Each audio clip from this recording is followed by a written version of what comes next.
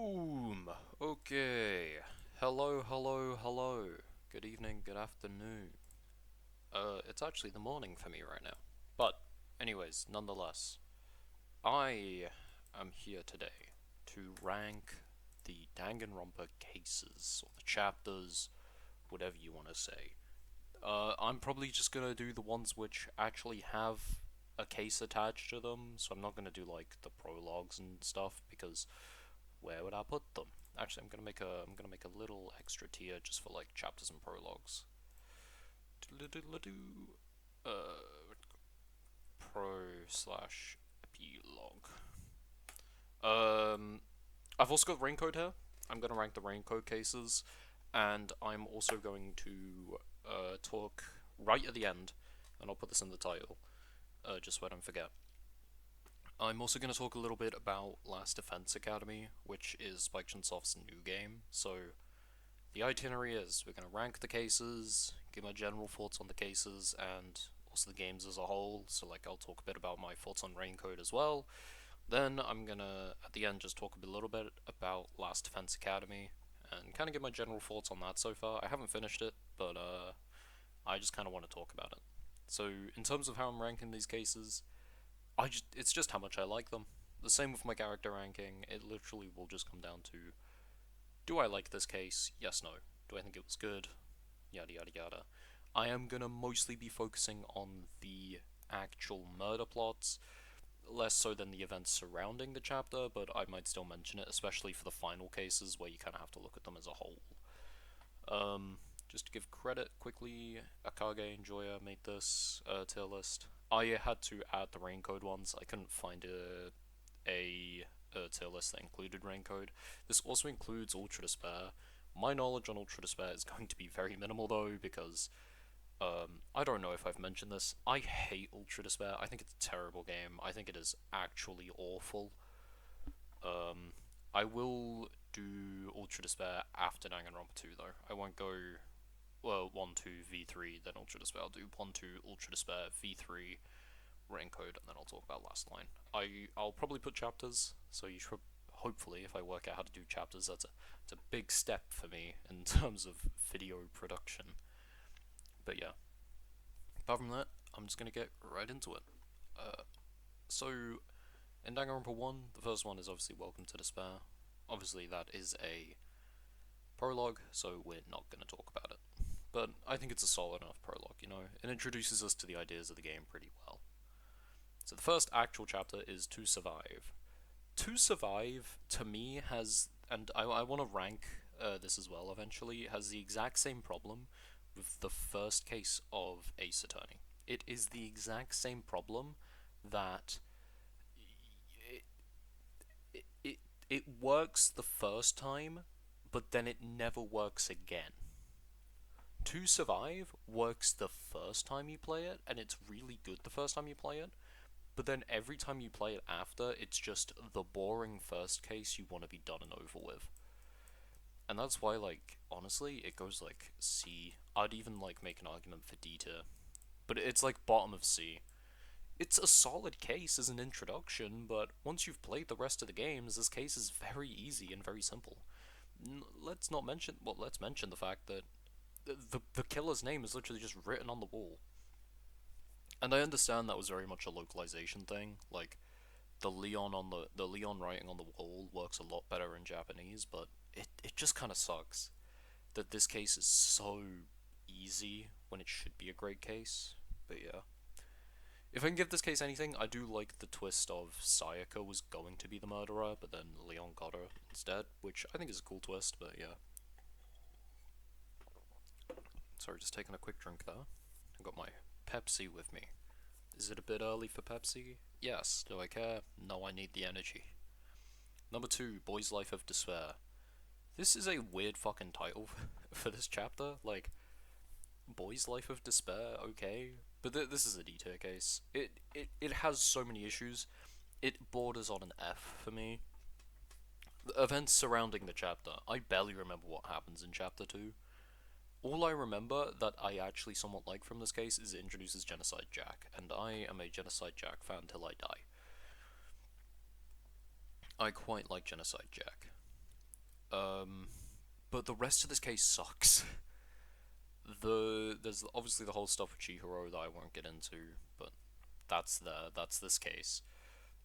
Byakuya existing in this case is actually awful. Like he just messes everything up for literally no reason, just because he can. It's so stupid. The murder plot itself is just way too dull. Surprisingly, that kind of actually makes it one of the best murder plots in this franchise. If Mondo just shut his mouth, he probably would have gotten away with it, which I find kind of wild.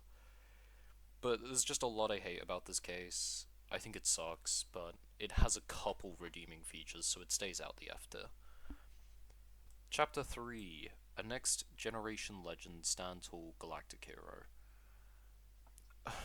Once again, and this is a general, and I'll talk about this once I get to chapter 6 and I can kind of talk about Danganronpa 1 as a whole. Danganronpa 1's biggest problem is its first half. The first half of Danganronpa 1 is awful. It is terrible.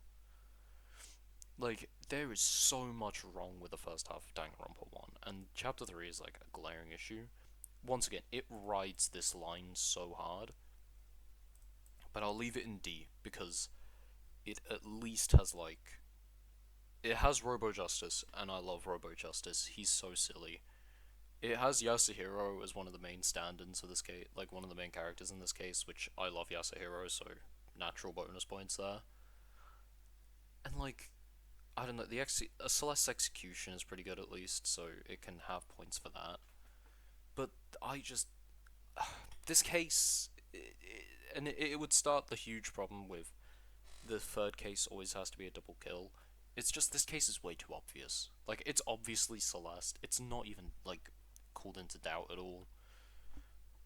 That's just so much wrong with this case. I could like you could go on so much about why this case kind of sucks, but I cannot be bothered. Just gonna quickly check. Yep, I'm still good. But yeah, I like if you've played the game, you know why this case goes here. It's just there's so much wrong with it. And then finally, we finally get to chapter 4, All Star Apologies, and we finally get a good fucking case. All Star Apologies, I think is really good. I don't think it's as good as people make it out to be. People are like, oh, this is an S tier case, it's one of the best cases in the fran. I disagree. I think it's an A tier case. Even like high B, low A. I think the problems of this case is, it's obviously a suicide. No one is beating Sakura. No one is getting the jump on Sakura. Like, that's just not happening. Plus, the way it's framed and everything, it's really obvious it's a suicide. People act like the emotional core of this case is really strong, but I've always slightly disagreed. I still think it's a really strong emotional case, but in the end, this case does just boil down to Sakura realized that everyone was fighting over her identity, so she was just like, well, if I don't exist, then things are going to be a lot easier. I appreciate that, like, Hina's emotional development in this case is really good. Her whole thing of, like, trying to get everyone killed because she believes that everyone is at fault for her death is interesting, but you know, it's still a great case. I just think it still has its issues.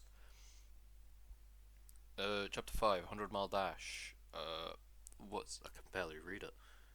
Oh yeah, Pain of a Junk Food Junkie, because this is I never understand why the case is called that. It's probably the case in the series that I don't understand the name of the most.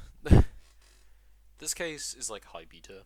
It's a really good case, and I love that it has multiple endings. I'm not a huge fan of the bad ending in this game. It's just weird, and I'm not a huge fan of it. I don't like the implications. Um, I think the case itself is pretty solid. I like Kyoko. This is where Kyoko really starts to shine in the game, and I think that's great. Kyoko is a fantastic character who just needs to get rid of her plot armor, like goddamn. But I do really like this case. It lays the seeds for chapter 6, and yeah, I do think it's a really solid case. Speaking of, we have chapter 6, Ultimate Pain, oh god, Ultimate Suffering, Ultimate Despair, Ultimate Execution, Ultimate Death. It's really hard to read these, they're really small. This to me is actually a solid enough final case. It might, like, the benefit Danganronpa 1 has is it's the first game. which means later games have to not only cover previous games, but then they also have to make their own story. Um, Danganronpa 1 just kind of gets to do its own thing. And I do like Danganronpa 1. The Junko reveal is really good. The only problem is everyone knows the villain is Junko now, so it's really hard to kind of have that, if you know what I mean. Like, it's really hard to have that plot twist now. But I do like this case. I think it is really solid. Um, I do like the final thing of, is the world actually a big hellhole, which it is, or is it just the normal world? I do like that whole final kind of dilemma. I think it reinforces the themes of hope really well. But that's about it for Chapter 6. I think it's solid. But then, overall, my thoughts on Danganronpa 1 is, it's very clearly a first game. It's very clearly the first game of its franchise. It it has a lot of issues. The fact that, in my opinion, only two of the cases in this game are like actually notably good is the biggest indicator. And the fact that two of these cases border on straight up F tier is wild to me. I think the game does a lot of things right, but I think it gets a lot of things wrong. I wouldn't mind if they remade this game. I don't want them to. I'd much prefer Danganronpa 4 set in like a different universe or something. I think if they're gonna make a Danganronpa sequel, put it in a separate universe. Just do whatever, make a whole new thing. But I wouldn't mind a Danganronpa 1 remake, just to fix a lot of the issues the first game has. Now to Danganronpa 2, let's just book the prologue in there. The prologue is fine of Danganronpa 2. Once again, it just works in establishing stuff. Chapter 0 is literally a 5-minute scene just between Izuru and Nagito, just to show that like Izuru exists. And then the epilogue is like fine. Anyways, Chapter 1, Destination Despair. You see, this one is actually good. This first case is actually really good. I think it's solid enough. I think it has some good twists and turns. I think it has a really good execution. Territories is a great execution, showing kind of how they're gonna ramp up this game. I think Chapter 1 of this game is great.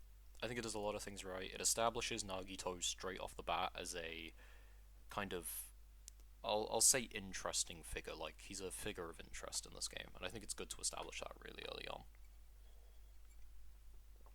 Also, killing off Byakuya first is really good, because it sets that immediate mystery. Obviously, we know there's something up with him, because it's probably not our Byakuya. But then, like, who is it then? And I really like that. I think this case does a lot better of establishing a mystery early on, because it kills characters who actually matter. Danganronpa 1, I think, is its biggest problem with its first case, is that it doesn't matter for most of the game. Like, it doesn't matter that Leon and Sayaka die.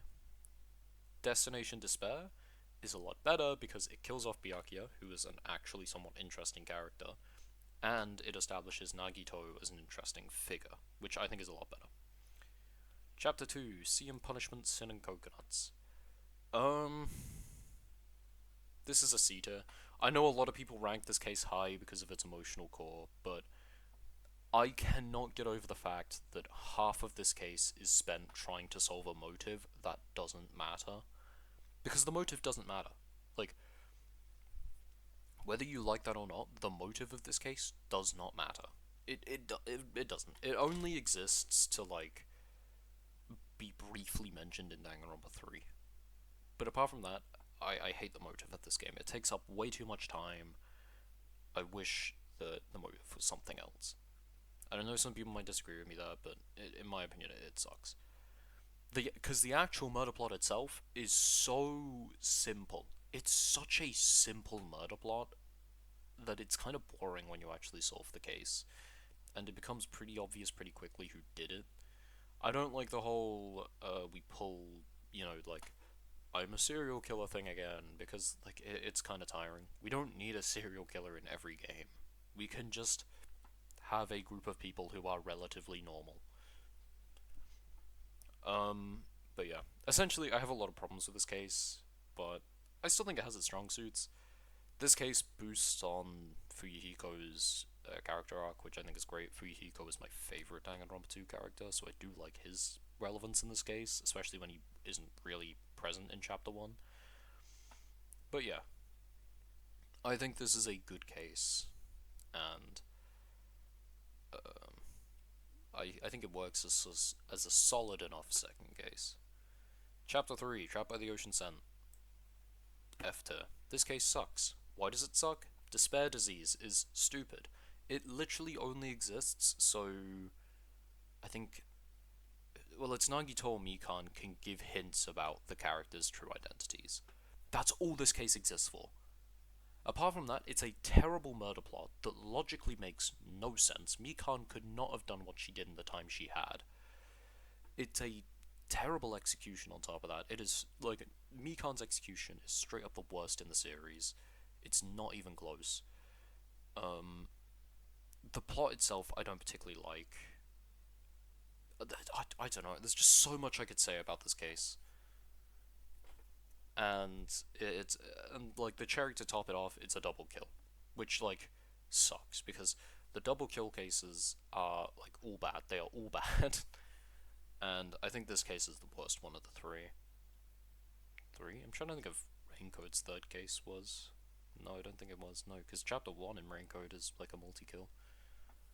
But yeah, I do not like this case. I think it sucks. I think it is straight up probably the worst case in mainline Danganronpa, to be honest. I can't think of one coming up that I dislike more. That includes Chapter 3 of V3. We'll get there when we get there. Chapter 4, Do Ultimate Robots Dream of Clockwork? This is another one that rides like the A or B. Because this case is great as just a standalone mystery. This is by far, in terms of these standalone mysteries, one of the best in the franchise. The fucking Strawberry House and is it Grape House? I think, I forget. It's been a minute. It's been like a year since I played Danganronpa, the whole series really. I did play Raincode about 2 months ago though, so that's still relatively new in my mind. Gundam is a great culprit. Nekamaru, it sucks that he dies. Dude dies once, comes back, and then dies again. It's so unfortunate.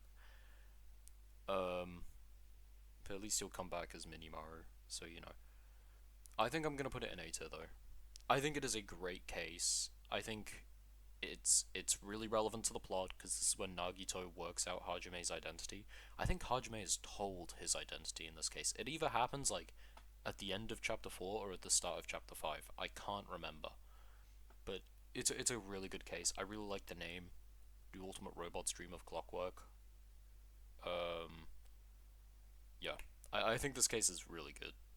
There's a lot I could say. But I'm trying to keep things relatively brief instead of having like the hour ranking video for my character video. But yeah. Chapter 5, Smile at Hope in the Name of Despair. This rides this level so much. I love Chapter 5. Actually, no, I'll leave it in A tier, and I'll explain why in a minute. Chapter 5 is great. It's a fantastic mystery. It is probably the most gruesome scene we see in the series. Nagito's torture is a fantastic body discovery. It is so good, and then when you learn that he inflicted all of that onto himself, it's a fantastic scene. It's so good. This is obviously the culmination of Nagito's story, it's the culmination of Chiaki's story, and I think they're both done really well. It establishes our group of survivors, who I think is it's a solid enough group, you know. I like the setting. Is it the Fifth Island? I'm pretty sure it's the Fifth Island. It is a really cool setting that kind of helps to show. Sorry, Yep, I'm fine. That helps to kind of show how strong Monokuma is, I guess. I don't know. It's oppressive, is what I'm trying to say. It's a great chapter, and it's where the plot reveals really start coming in. Yeah. And, like, I don't know what else to say. It's Chapter 5. It's a great case. But this is the one thing that keeps that out of S tier for me. And some people may say this is stupid. This is a stupid criticism. But this case relies so fundamentally that you like Chiaki, and that you're kind of mixed on Nagito. Because I've met people who don't like Chiaki. They think she's really boring, or she's way too written to be likable to the point where she kind of becomes unlikable, and they don't like this case because it doesn't work for them, and I get that. I 100% understand why this case does not work for some people, because, and I think it's and I'll get onto this when I talk about Danganronpa 2 as a whole. Danganronpa 2 relies a lot on you liking its main trio. If you do not like Hajime, Nagito, Chiaki, you will not like Danganronpa 2 as much as other people. As compared to Danganronpa 1, where you can kind of like anyone in that final cast and you're probably still enjoying yourself. Danganronpa 2 relies on you liking that main trio too much, and I think that's Chapter 5's biggest problem. Chapter 6, this is the end, goodbye Academy of Despair. I'm gonna be honest, don't like this case all that much. That might be a hot take, because I'm pretty sure a lot of people like this final case. I don't. The investigation sucks. It's just walking through Hope's Peak, picking up books, and then reading them. And in my opinion, that sucks. It's super boring, it's super tedious, it gets old really quick. And I don't know. I think that's super boring. The trial itself just kind of feels like a rehash of the first game's final case until Izuru shows up. But it's the exact same thing of just, you could have the good thing or the bad thing, which one do you want to choose? And then it's like, we'll do what Hope says. And it's like, man, it kind of sucks. I am not a huge fan of Junko. That's just me generally speaking. I'm not a huge fan of Junko. I think she's kind of a boring villain, so I'm not a huge fan that she's the villain again. But, yeah. I just don't like Chapter 6. Like, I wish it was a bit more, but it's not. And that might be controversial, but it goes there. But that's Danganronpa 2.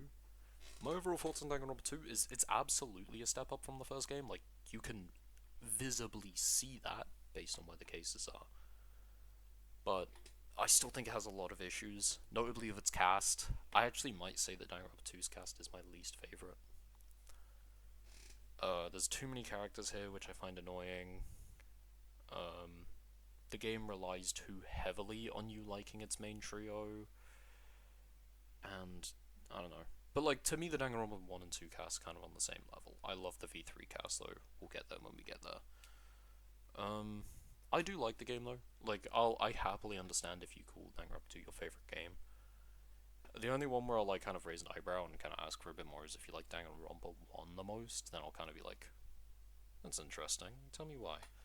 But I fully understand if Danganronpa 2 is your favorite. It is a great game. I just think it still has its issues. Okay, as I said, we're gonna go on to Ultra Despair. I do not. No, I'm gonna say this straight off the bat. I barely remember this Ultra Despair goals. I've just tried to erase it from my mind because this game sucks. It's terrible. It's a horrible game. The Warriors of Hope, I barely remember. It just introduces you to the Warriors of Hope, and then I don't even know what that says. Something, world we wake. I don't know. I barely remember these. Like, they exist. Let's try and rank these. I'll do them the best I can. Crying for Love and Hell. This is Masaru's chapter. I'm just gonna leave it in D tier. I think I remember finding Masaru as like a fine villain, but nothing much. But like, yeah, a lot of these are gonna go right down here at the bottom. I don't overly like Ultra Despair. Legend of the Revolution. Once again, like, I'll probably put this. I'm not ranking in between tiers, but I will just for these because they'll all probably be in the same place. I like Jotaro slightly more as a villain. He's at least got something going for him other than Masaru, who's just kind of like, I am the loud one because I am loud. Cute Girls Battlefield. This one I actually do have something to say. This is the only time I can actually remember in a game where I physically felt sick. Never else in a game have I ever felt physically sick from what I was seeing on my screen. This game did it. This chapter did it for me. Jesus Christ, it is horrible. And it is why I will never recommend Ultra Despair to people. I will always say, just read a plot summary. Just read a plot summary, because Chapter 3 is awful. I despise Chapter 3 with a burning passion of 1,000 suns. It's terrible. Kotoko is... And the thing is, I don't mind Kotoko. She's fine when she's not being weird, which is so stupid considering her backstory. They wrote her awfully. But I don't mind her when she's just kind of being normal, and, you know, she's relatively kind considering the protagonist of this game, and I don't mind that. I like the villains when they are reasonable and Danganronpa, but, like, you know the scene I'm on about if you've played this game, but this chapter fucking killed me. The Way We Live, I'll actually give this C to. Like, I'll change it up, because I like Nagisa. I just think Nagisa's a pretty fun villain. You can understand why he's villainous based on his backstory. I remember his boss being relatively fun. I like his boss design, at least. I like Nagisa as a character. I do like how he is, you know, he's very understanding. He can sort of get on the same level as Kamaru. I don't mind The Way We Live. I think that's fine. And then Absolute Despair Girl, once again, is just Dita. Like, I don't know, it's just very nothing. There's just not a lot going on here. I don't mind Monica. I think she's fine for a villain. I think she is a little scumbag. But I don't mind her. And I think the finale of this game is fine. The happiest thing about this game for me was the moment it ended. But yeah. The only other good thing this case does is it kills Haiji Towa, because Haiji is a horrible, horrible man. But, like, yeah, that's Ultra Despair. Ultra Despair is terrible. It's a horrible game. It's not worth playing. Maybe if you're a huge fan of the main series and you kind of just want to play it, then fine, but don't expect much. Yeah. There's not a lot Ultra Despair does, and that upsets me, because I actually don't mind the concept of the game. I don't mind this kind of third-person shooter, kind of Resident Evil-esque for Danganronpa. I don't mind it.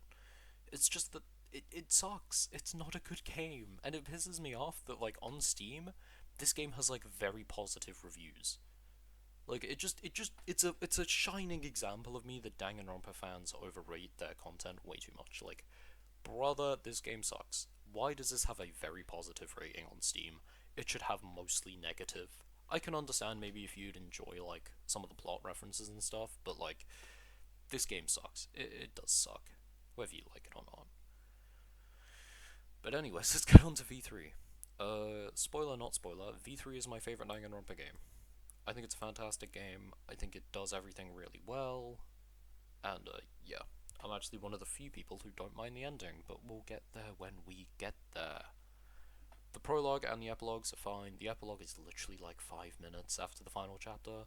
The prologue is pretty good. I do like the initial one where everyone kind of wakes up in their normal uniform. I think it's an interesting way to put in immediate mystery. And I'm actually someone who doesn't mind the monocubs. I think they're fine. I think they kill off the annoying ones as soon as possible, which leaves just like Monodam, Monotaro, and Monofini, I think it is, who I don't mind. They're fine.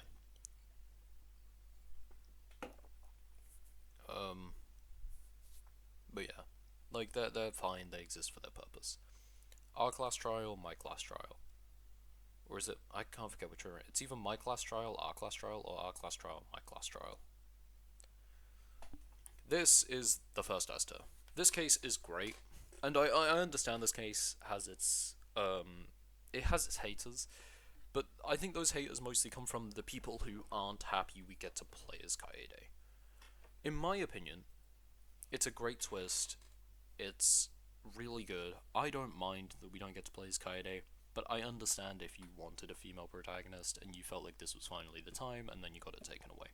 I understand why people are upset about that. But I really do not mind this game. Oh, this case, I mean. I think it's a fantastic case, start to finish. I love how Kaede kind of trusts Shuichi like that. I think it's a great way to introduce all the new mechanics of V3. I will always say V3 has the best trial mechanics, and I'm happy that a lot of people tend to agree on that. I don't really know what else to say. It's a fantastic case. They kill off the perfect character, or characters. Rantaro is a great character to be a victim because he's clearly shrouded in a lot of mystery, and that plays throughout the rest of the game. You know, he's not just like dead and then he suddenly matters at the end of the game. No, he's brought up throughout the whole game. Kaede is a great character to kill off because A, she's the protagonist, and B, she has said enough to where she'll still have a impact throughout the rest of the game. Shuichi oft thinks of Kaede. That scene of Shuichi in the music room listening to Claire de Lune, it made me cry every time I watched it for like a year. It's a great scene. I have so much I could say about this case. It's a fantastic case, and it's by far the best opening case in the series. Spoiler alert, that includes Raincode. A thin line divides heaven and hell. Not only is that a great title, it's a really solid case. I think the murder plot is really interesting. I think it's really fun. I think it's a bit obvious that obviously Himiko didn't do it, but you know, there's still a mystery there of who actually did it. I like Kurumi. I think her execution is really good. I know some people have issues with it, dependent, kind of based on how she is. Yeah, what the execution does. I know some people have some issues with that, and that's fine. But I like the victim, Ryoma. I like how he's kind of the first character who kind of accepts his death and is willing to die. I think that's interesting. The plot itself is pretty good. You know, this is overall just like a really good case in my opinion. Well, not really good. It's a good case. Like, there's a lot to love her. I can't remember too much of how the plot develops in this case. Like, I can't remember exactly what happens in the main plot, but, you know. I think in terms of the case, this is a really solid, almost filler case. But yeah. Transfer student from beyond the grave. It's a D tier case, but I'll put it in front of the Ultra Despair stuff. And Danganronpa 1 at least. At least this. It is, in my opinion, the best of the double murders. Once again, I think it's a bit obvious who did it. Like, it's very obvious Korekiyo did it. And that makes me sad because I like Korekiyo. I am a Korekiyo defender till I die. I just wish that they didn't have to make it all about his sister. Literally just make it about an old travel partner. And we can just understand that, yeah, he was romantically, you know, involved with someone. That would be fine. Why did it have to be his sister?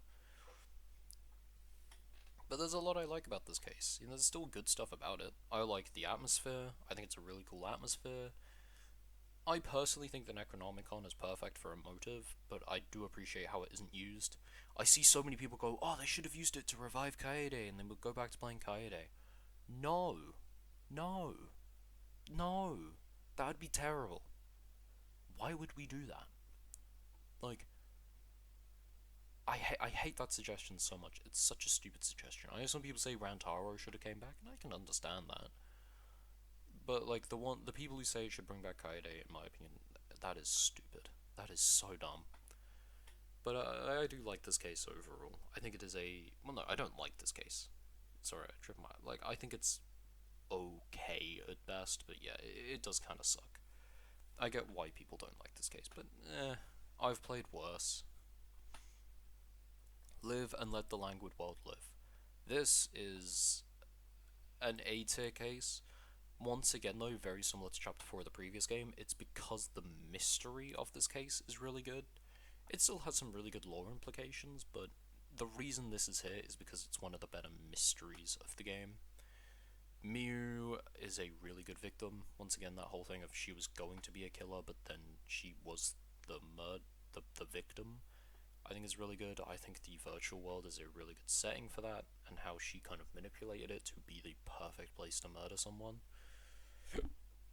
I think. Sorry, the Pepsi is making me have to inhale a lot. For, I don't know. But I do really like this case.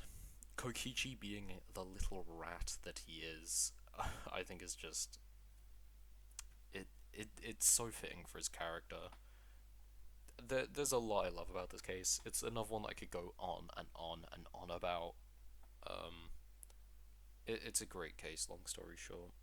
I think it's fantastic. Chapter 5, Voyage Without Passion or Purpose is another Esther.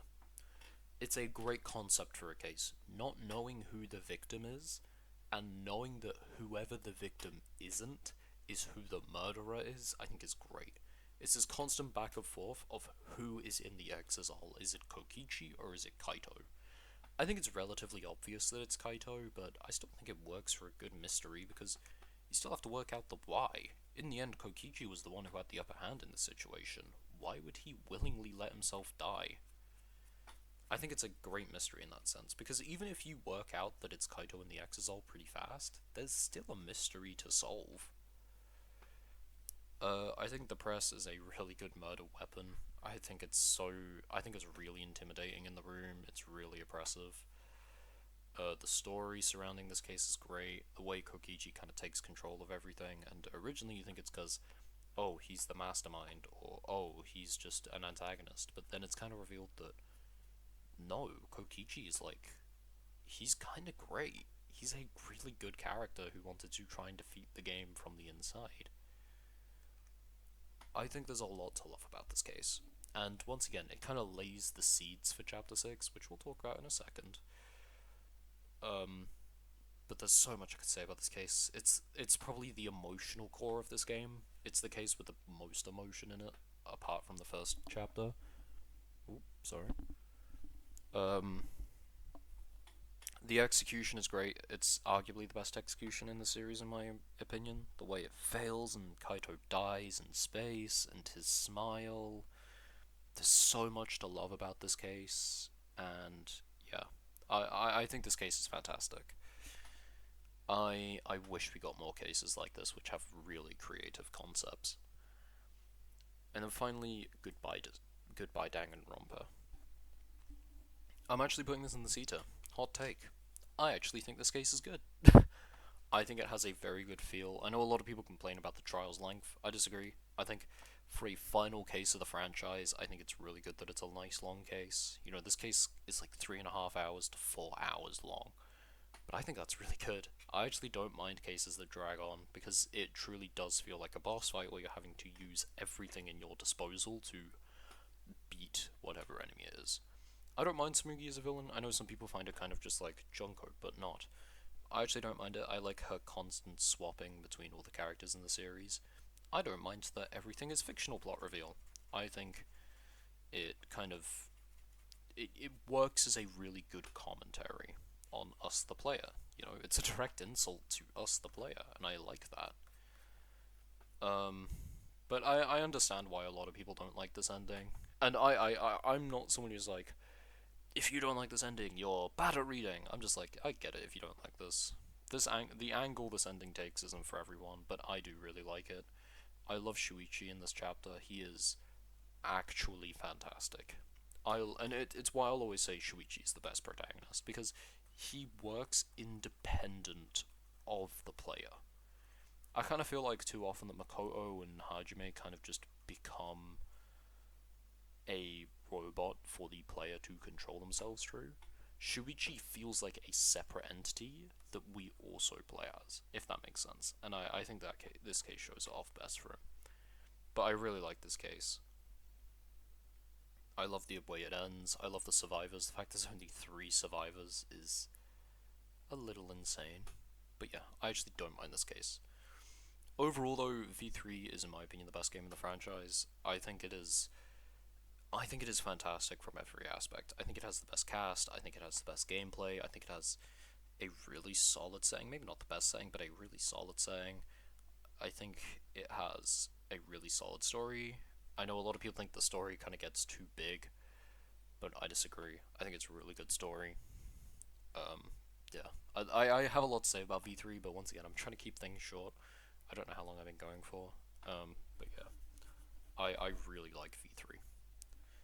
Let's talk about Raincode. So Raincode, for those who don't know, is the newest well, it's not the newest game, because that's Last Defense, which I'll talk about after this. but it is the newest detective Danganronpa game, and I I'll talk about it a bit more once I've gone through the cases, but I liked this game. But that's it. I just liked it. But let's go through the case, and then you'll kind of get a better understanding as to why. Murder on the Amaterasu Express. I hate that this is chapter 0 because it means everything is wrong. So this is chapter 0, this is chapter 1, this is chapter 2, 3, 4, 5, and that annoys me because every other game in this series has just started on chapter 1 as the first one, and I think it's stupid, but I get why they did it because this is kind of like a prologue in a way, but yeah, whatever. This is a Sita. It's a fine introduction to the game. I'm not a huge fan of the whole train swapping plot. Basically, how this case works is you think you're on a train made of 5 carriages, but in actuality you're on a train made of 4 carriages, and the front carriage swaps to be the back carriage or something. It's weird. I'm not a huge fan of the twist. But yeah. I think the culprit's pretty obvious. I guessed, and I'll say this a lot throughout this whole thing, you can guess the culprit a lot of the time before you even go into the mystery labyrinth. I had some cases, like this one, and chapter 3 slash chapter 4, where I guessed the culprit before a murder even occurred, because it's just so obvious. Zilch is such an obvious culprit, it's insane, and I don't mind for the first case for the culprit to be a bit obvious, but when you're on like chapter 4 and you can still guess the culprit before anything happens, it's insane. But this is a fine start to the case. This is followed by the actual prologue. It's weird, called the WDO versus Amaterasu Corp, which is basically just Yako giving you a quick bit, well, not a quick bit, a good amount of exposition about how Kane Ward works, and I think it's fine. But yeah, Murder on the Amaterasu Express it's fine. It works for a solid introduction to the game and a solid introduction to the Mystery Labyrinth. The Nailman killings. This is also going in C tier. This case is fine, once again. I like the concept.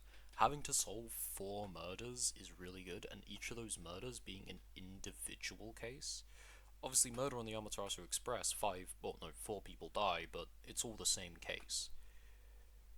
And it's all the same murder plot. The Nailman killings is 4 separate murder plots that you all have to solve individually. And I think that's an interesting concept. I think it means that it makes this case kind of really long and complex, and I don't mind that for an actual first case. But, kind of like the previous case, the biggest problem this case has is the culprit is really obvious. Because it can only be someone from, and if I had Raincode open, or if I still had it installed, I would literally open this up and show you what I mean.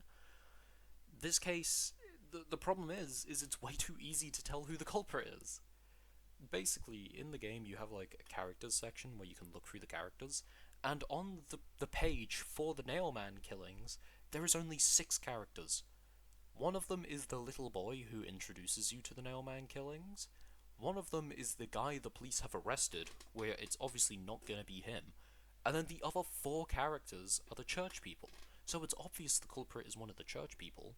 And then from there, it's pretty easy to whittle down who it can't be. It can't be the servant, because frankly, and without being mean, he's too fat. It can't be him. It can't be the nun, because she's broken her arm. So it's one of the other 2. And as soon as you realise, oh yeah, one of these is probably a copycat killing, it's way too obvious who the culprit is. And it's the biggest problem with this case, is it's just way too obvious who the killer is again. If it wasn't too obvious, this would be a really solid case where you have to kind of sort through this string of pretty gruesome murders. But because it's really obvious who it is, it kind of defeats the purpose. And that's my biggest problem with the Nailman killings. Same with the Amaterasu Express, it's just way too obvious who did it. Next, Chapter 2 / Chapter 3, Silent Curtain Call. This is a plot twist. This is the first case in the series where the third case isn't that bad. It's still a C tier though. Once again, way too obvious culprit. It is obviously all 3 of the actors / stage people. It is obviously the 3 main characters you've met, because there is no way this murder would be able to be pulled off by a single individual. For a moment, I was like, oh, is it? What was her name? Wasn't it like Wendy? The girl you meet and kind of sticks around for the rest of the game, which I do appreciate because at this point in the game, you literally only were talking to people from the WDO, and it was kind of getting boring. But then I was like, nah, I feel like they want to keep her around. It's not going to be her. From there, it just becomes way too obvious that all three of them did it. And once again, that's the biggest problem with this case. I don't mind this case. I actually like the concept of a murder happening on stage in the middle of a performance, because that brings in a bunch of new complexities you have to work around. But I just don't. I'm just not a huge fan of. Once again, I'm just not a huge fan of how obvious these cases are. It kind of feels like they took the complexities of some of these original top cases and turned it way down for these cases to end up being really obvious. Maybe it's just because I've played so many detective games now that I can kind of see these things coming, but yeah. Once again, it's like the biggest problem in this case. I do generally, I like the setting in the school and this, that, and the other, but like, man, I just, stop making it so obvious.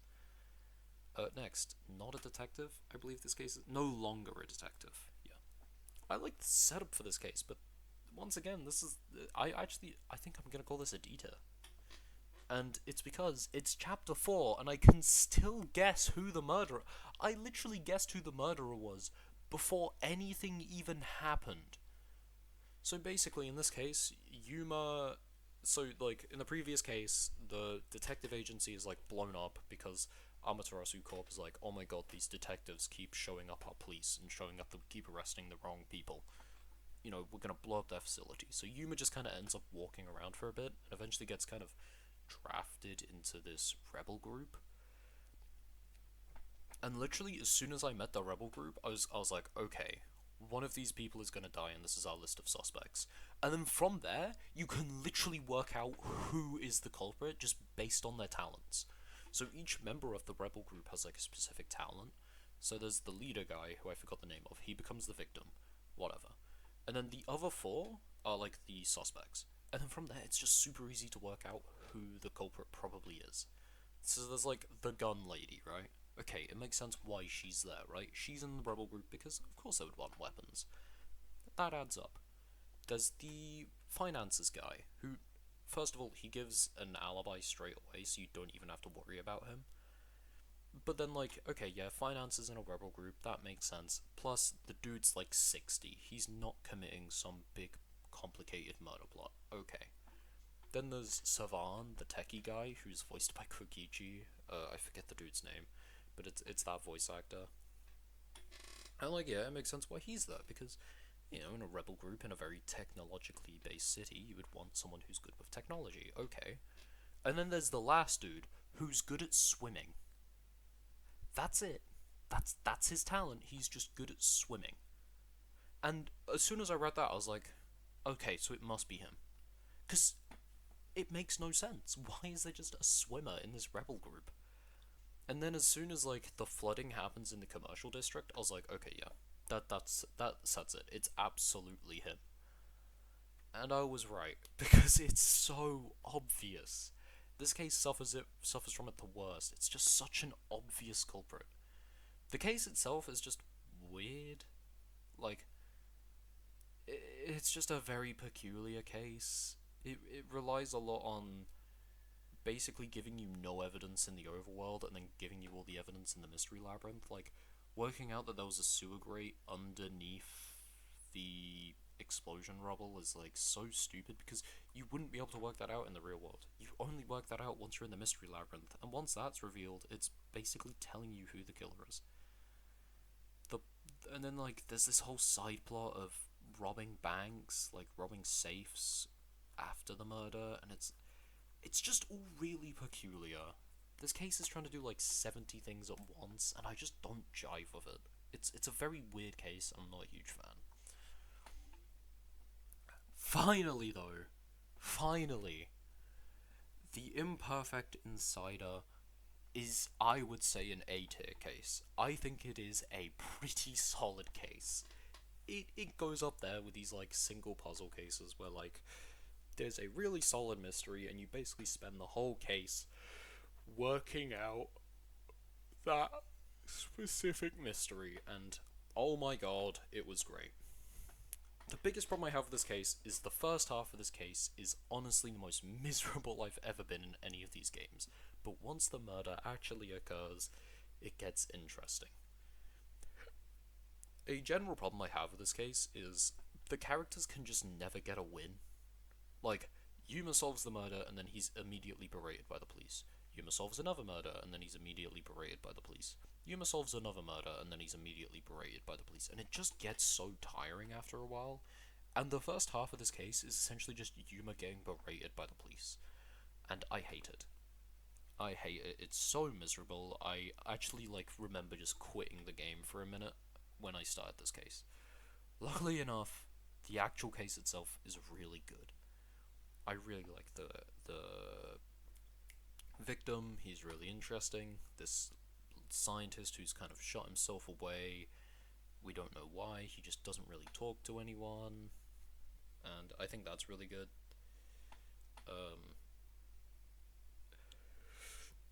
I think his lab entrance being severely guarded is really good, and that kind of working as the mystery of the plot of how do you get through all that security.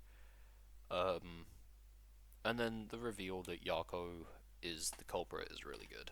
I knew it was going to happen eventually, that someone in the detective agency would kill someone, and even from there I worked it out that it would either be Yako or Vivia, but they throw it off being Vivia right at the start of the Mystery Labyrinth by going,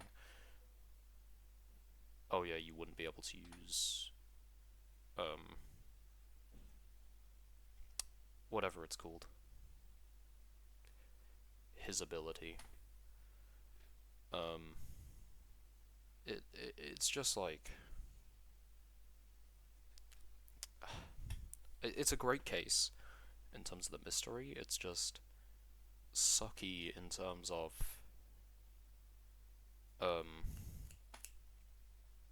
the cases surrounding it, if that makes sense. Which is why it gets an A tier, because it is honestly a really solid case, and I like the mystery surrounding it.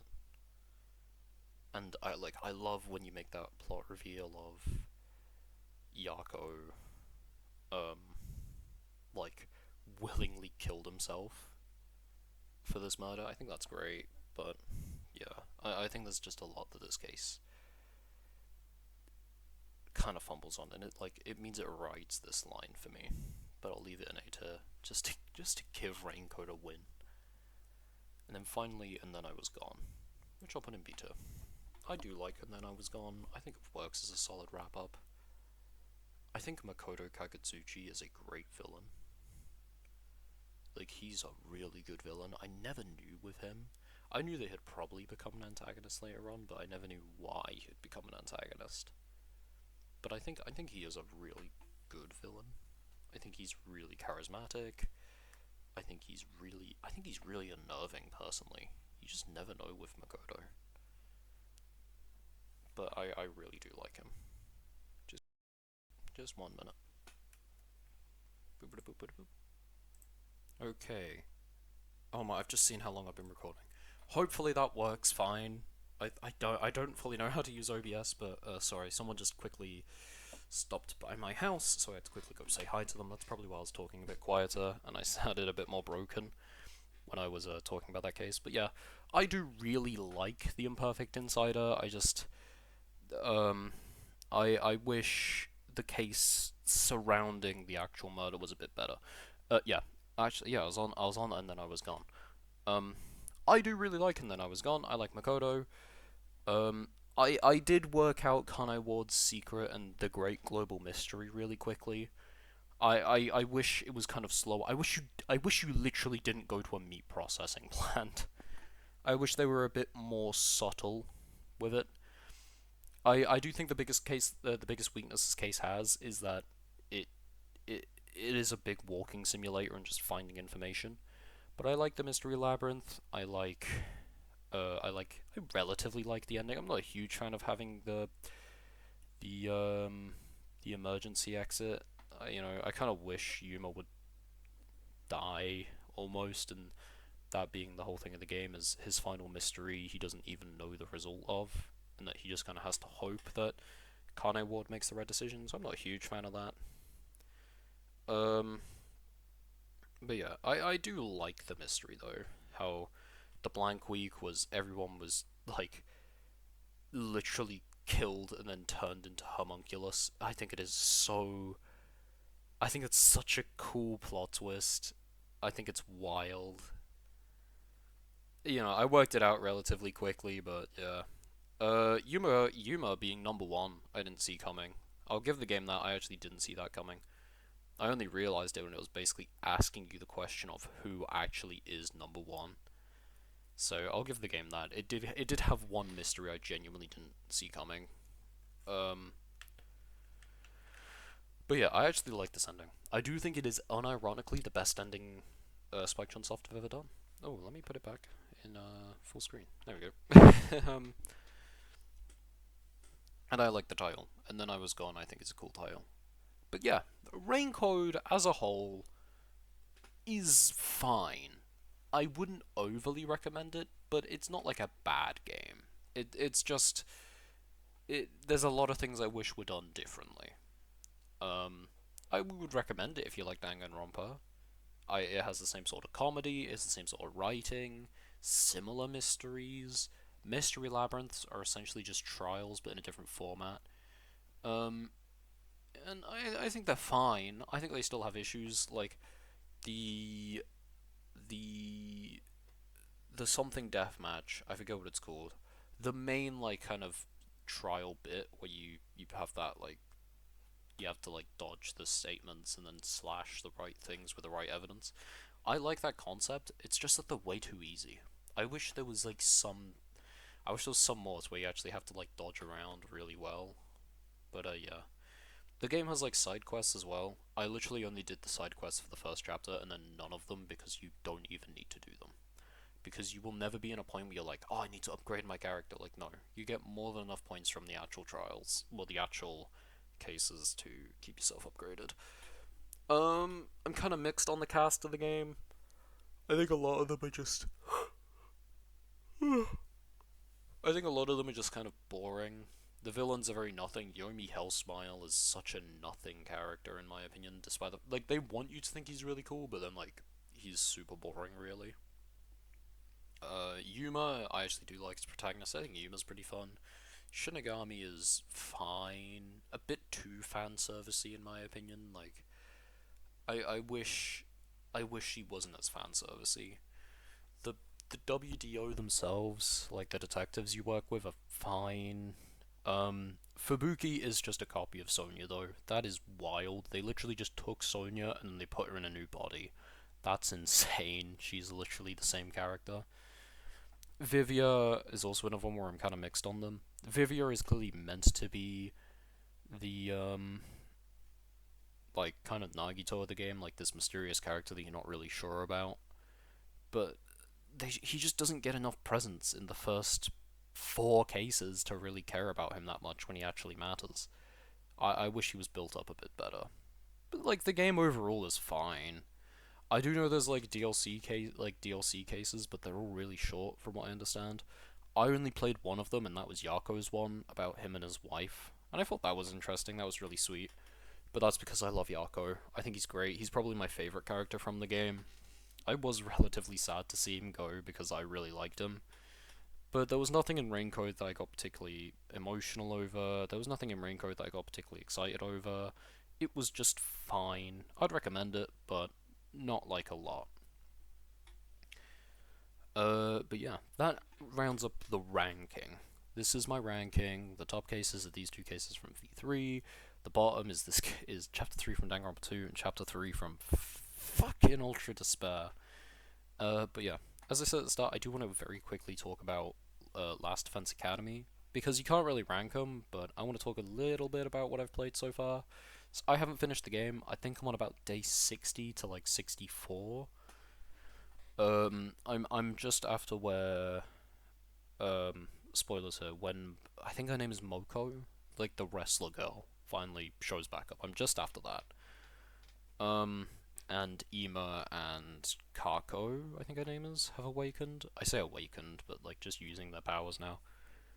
And so far, I'm enjoying the game. Like, it's a good game. I was expecting a bit more from the plot, especially considering it's written by the guy who wrote Zero Escape, and I love Zero Escape.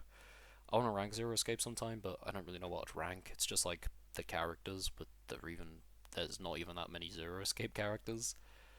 Um, but like I like Last Line so far. The gameplay is, in my opinion, the strongest aspect. I love the gameplay. I think it can be a bit unbalanced. Ato is absolutely busted. It's insane.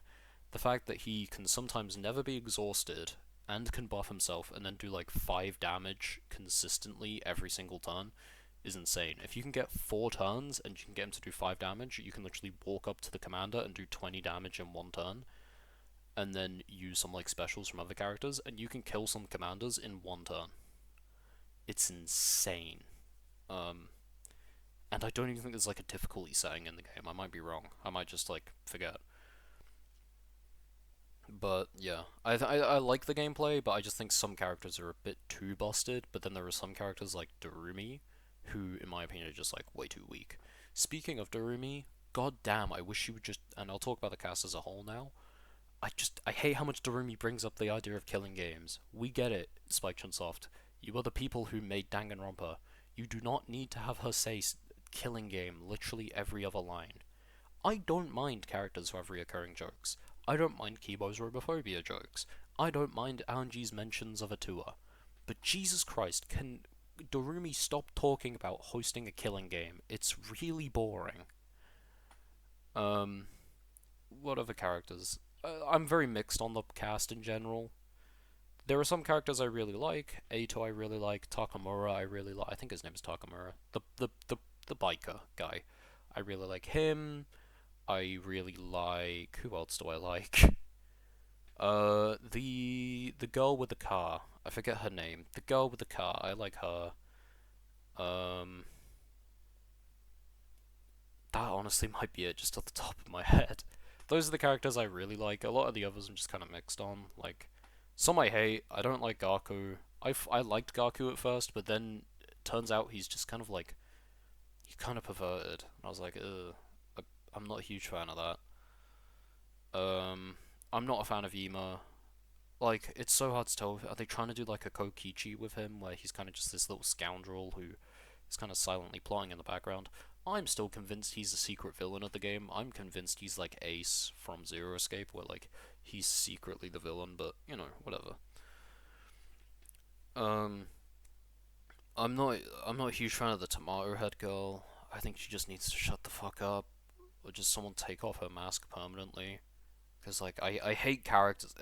It's one of my least favorite stereotypes for characters in games is rich character who acts like an asshole. Like it's so boring. Another character that's kind of like it for me is Nevers from Shin Megami Tensei 4, where it's like, oh my god, we get it, you're an asshole because you're rich. Who cares? In my opinion, the way you do that character right is Stroll from Metaphor. Why? Because he's not an asshole. He's just a nice guy, but he has also come from wealth. Like, ugh. Sorry, I'm going on a rant. But yeah, so far Last Defense is good, and I'd recommend it even if you're not a Danganronpa fan. But I've heard the game has 100 endings, so I'm excited to see if that's true. I'm excited to see how they handle that. Is it just going to be like Zero Escape where you can kind of just jump to all the decisions and make a different choice? Or will I literally have to play the whole game again to get a new ending? I doubt it because I think I'm like 12, 13 hours into the game, and I still haven't got an ending yet. But we'll see.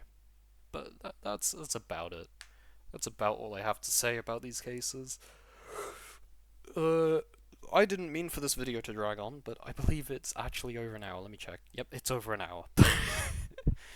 But yeah, um, if you have anything you'd be interested in me ranking, I say that as if I've got a big audience, but you know, if there's anything that you'd be interested in me ranking, give me a shout.